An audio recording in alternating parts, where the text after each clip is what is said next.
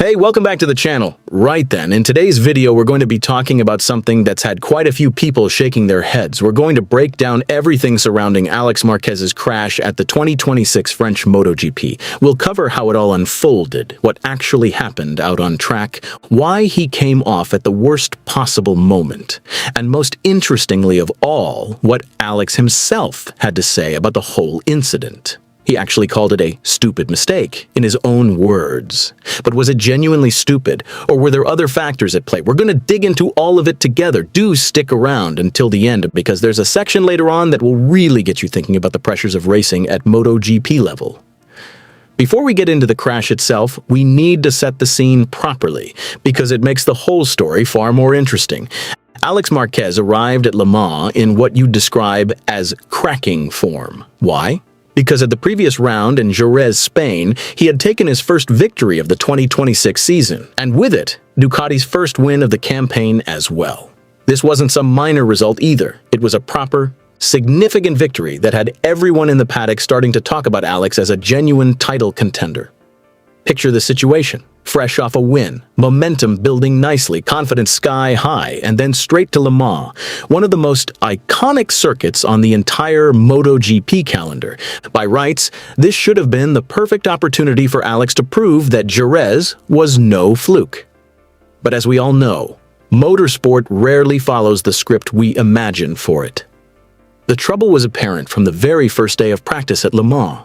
Alex Marquez struggled from Friday at Le Mans, and throughout the weekend he was never genuinely in contention for a podium finish. In the sprint race, he came home 8th. Not a disaster by any means, but for a rider who had stood on the top step just a week earlier, it felt rather flat. So, what went wrong? Well, this is where it gets interesting. In situations like this, a whole host of small factors can pile up. It might be the bike setup not quite suiting the particular characteristics of Le Mans, tire behavior, or simply the rider's feel and connection with the motorcycle. Le Mans has a very different character to Jerez. It tends to be cooler, the asphalt grip is different, and the weather in northern France can be thoroughly unpredictable.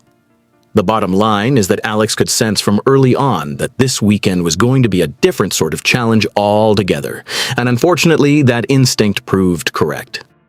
Right, now we get to the heart of the matter. What actually happened when Alex came off?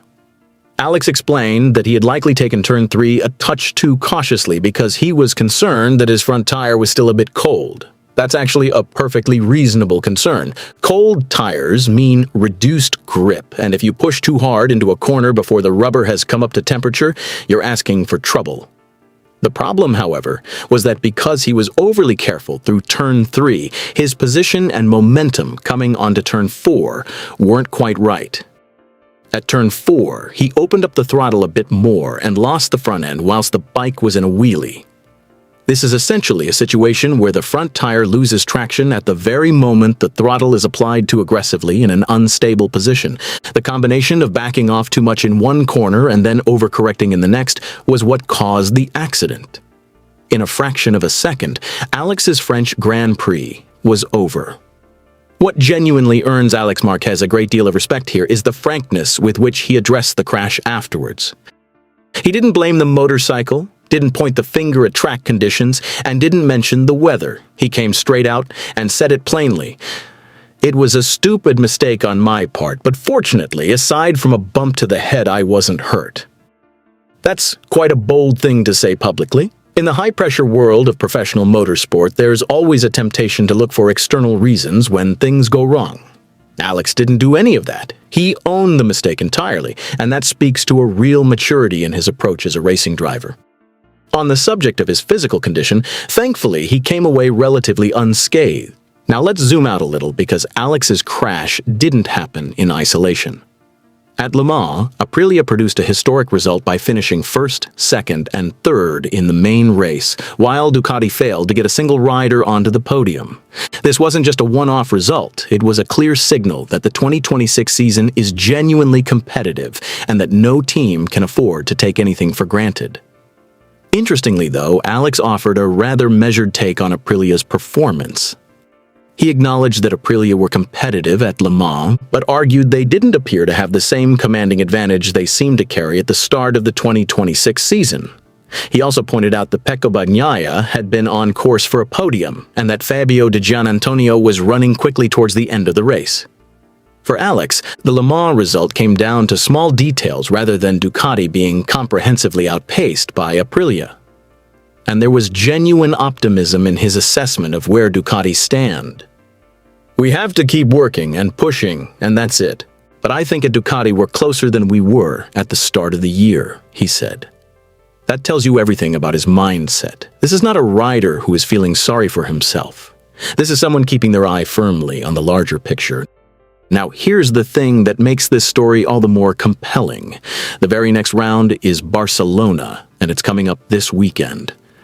Alex Marquez is hoping for a reset in Barcelona, where he won at this very circuit last year.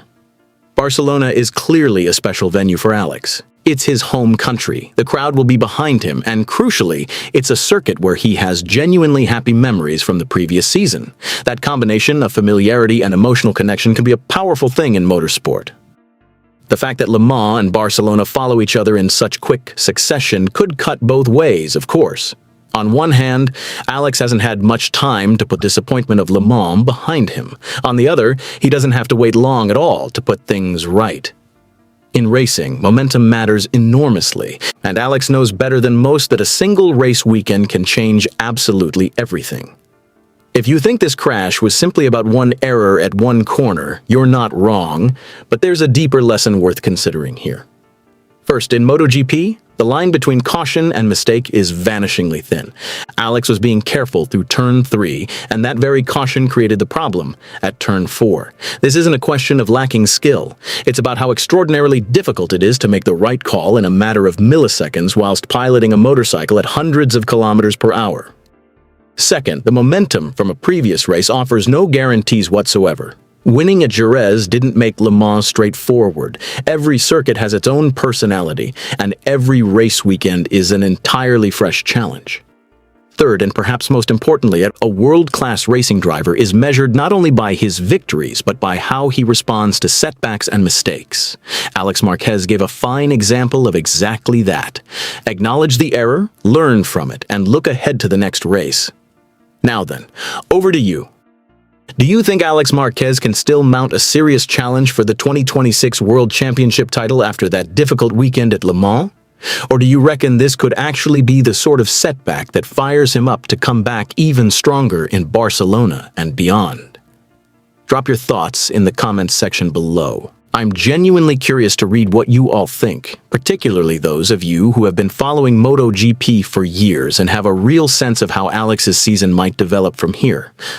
And if you haven't subscribed to the channel yet, now is absolutely the time to do so. We cover MotoGP every single week, from race analysis and rider profiles to all the behind-the-scenes drama in the paddock, which is honestly just as gripping as anything happening out on track. Hit that subscribe button and turn on notifications so you never miss a thing.